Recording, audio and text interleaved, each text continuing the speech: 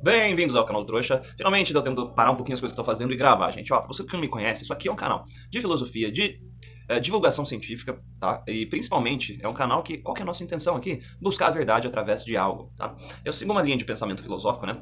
Que eu desenvolvi, que eu chamo de neosimplismo, que é basicamente você tentar investigar algo, entendendo o que aquela coisa é, por que aquela coisa é do jeito que é e como a gente lida com esse conhecimento.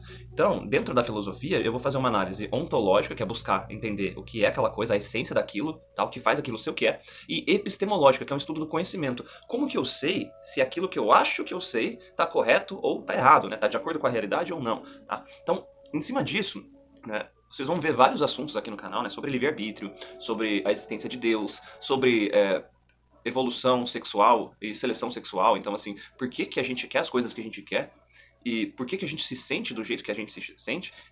E por que que a gente pensa as coisas que a gente pensa? Então, eu vou combinar o conhecimento, né, dedutivo, a priori, ou seja, uma análise lógica das coisas, com o conhecimento a posteriori, que é basicamente o estudo, né, científico, no sentido de você ter uma hipótese, você averiguar aquela hipótese, testar ela, colher os resultados, fazer aquilo novamente para ver se os resultados são os mesmos ou são diferentes, né? Então eu tô falando aqui do método científico no sentido mais acadêmico mesmo, tá? Então a gente vai usar o conhecimento acumulado até aqui para buscar a verdade, né? E uma confusão que às vezes as pessoas têm, né, é de ignorar que existe uma só verdade por trás de um fenômeno, mas que podem haver múltiplas interpretações. E é aqui que a gente se confunde. O fato é um só, mas dezenas de pessoas diferentes podem ter dezenas de interpretações diferentes através daquilo, tá? E por que eu tô explicando tudo isso, gente? Porque o pessoal às vezes me pergunta, Mike, você não quer debater com fulano ou ciclano, né? E a gente tá tendo, assim, vários debates na internet, mas eu gostava muito de fazer isso, né? Principalmente quando eu estava escrevendo meu primeiro livro, né? O Manual do Trouxa. E eu queria ver se alguém poderia me mostrar, né, que aquela ideia que eu tinha, aquela conclusão, talvez esteja equivocada. Então eu debatia sempre que eu podia, né? Aparecia alguém ali querendo debater algum assunto que eu tinha interesse, né? Às vezes na internet, às vezes a pessoa. Vamos no WhatsApp ali, ou Telegram, alguma coisa do tipo Discord, né? Já falaram também.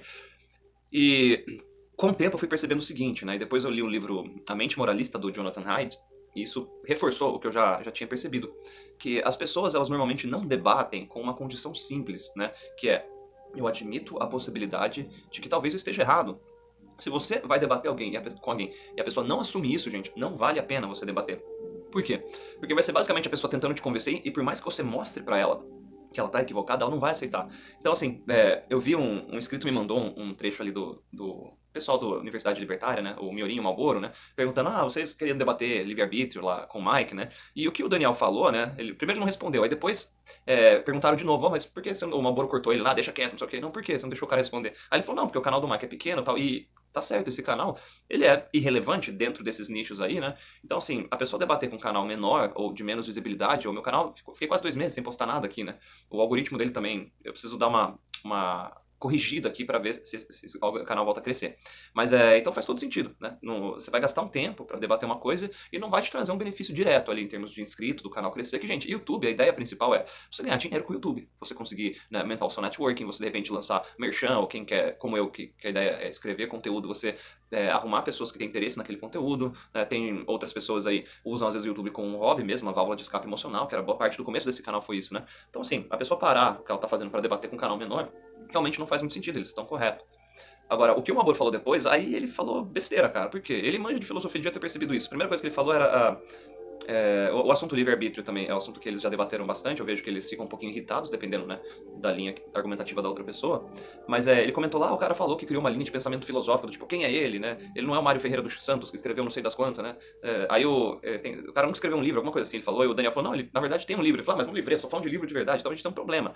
Independente de eu estudar filosofia por um dia, ou por 20 mil anos aí, isso é irrelevante no sentido de o que eu falar está certo ou correto. Alguém pode estudar filosofia por pouquíssimo tempo e a pessoa, sei lá, ser muito inteligente ou ter sorte de já chegar em conclusões corretas, né? Ou começou com autores que realmente ajudaram ele aí, né? Porque a gente anda no ombro de gigantes, né? No sentido assim de você tá sempre aprendendo com quem veio antes, né? E assim, tem filósofos aí super renomados que no final das contas você descobriu que eles estão errados, né? Que um exemplo clássico é o Marx, aí, entendeu? Entre outros, né?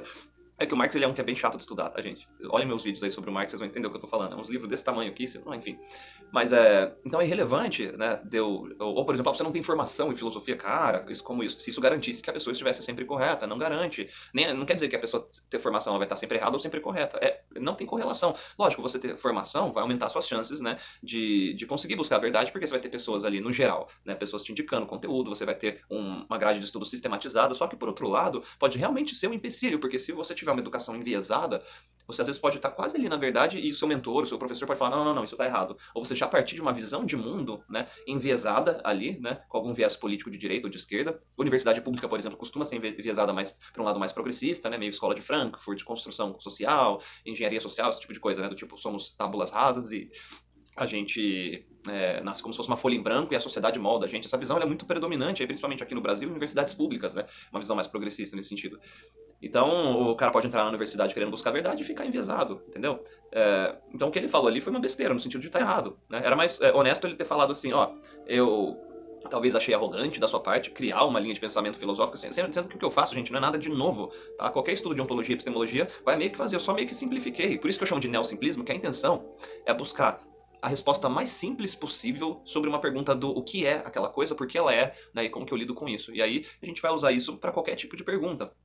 Tá, então, assim, não reinventei a roda. Isso qualquer filósofo que for fazer filosofia, ou seja, for investigar alguma coisa ali, for tentar fazer uma estrutura de argumentação lógica, ou um cientista, eles vão ter esse tipo de questão. Por que está acontecendo? Por que está acontecendo, né?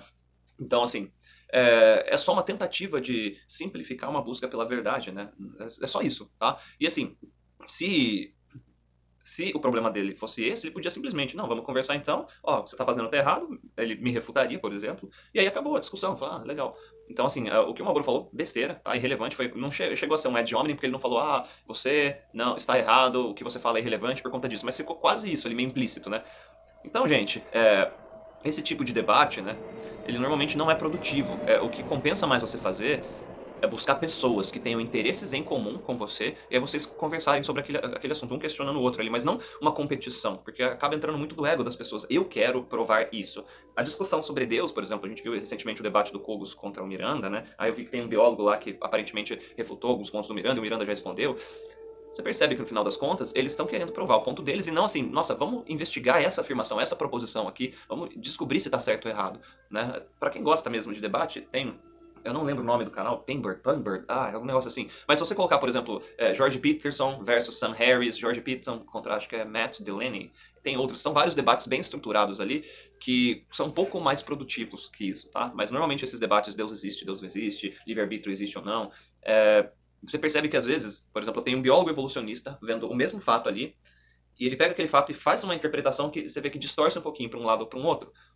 Então, as pessoas não costumam ser meramente descritivas quando elas estão discutindo isso. Elas normalmente acabam sem perceber colocando um juizinho de valor ali, ou partindo de alguma premissa que elas não provaram, tá? Então não é muito produtivo, tá? Então assim, se você gosta desse canal, do conteúdo aqui que eu faço e gostaria de ver eu participando de mais debates, né? Primeiro, eu gosto, tá, de conversar sobre assuntos porque eu gosto de aprender. Então, se a pessoa sabe mais do que eu sobre aquele assunto, ela vai me educar no sentido de vai me ensinar, né? E se eu tiver correto, eu sei que é uma coisa a menos ali para pelo menos naquele momento da minha vida eu ficar investigando. Eu posso partir para uma outra dúvida que eu tenho, e são várias, tá? Esse é o motivo que às vezes vocês vão perceber que eu eu paro de gravar vídeo de alguns assuntos, por quê? Porque saturou. Já falei de NoFap, já falei, sei lá, de livre-arbítrio, de universo infinito, de Red Pill, Black Pill, enfim, desse tipo de conteúdo. E um dos motivos desse meu canal não crescer muito é justamente por eu fazer isso. O que acontece? Os canais, normalmente, eles acham um nicho e eles exploram esse nicho ao máximo. E aí chega um ponto que você vai ver que os canais eles ficam fazendo react. Então pega conteúdo de outro canal e faz react. Pra quê? Pra ele sempre estar falando daquele tema, com o mesmo público, do mesmo jeito. E aí meio que parece que vira uma bolha e nunca sai daquele tipo de conteúdo. Então a minha ideia não era isso. Era eu primeiro ter uma válvula de escape emocional aqui nesse canal, falar de coisas que eu tinha interesse. Depois que foi pegando essa coisa mais filosófica, né? A ideia no começo, inclusive, gente, era pra esse canal ser um canal de humor e entretenimento. Mas aí eu tive vários problemas lá, eu já comentei em outros vídeos, tá no meu livro também lá. E aí mudou, né? Eu comecei a fazer essa coisa de tentar buscar a verdade através de algum tema aí, né? E, gente, então assim, periodicamente os temas vão mudar, tá?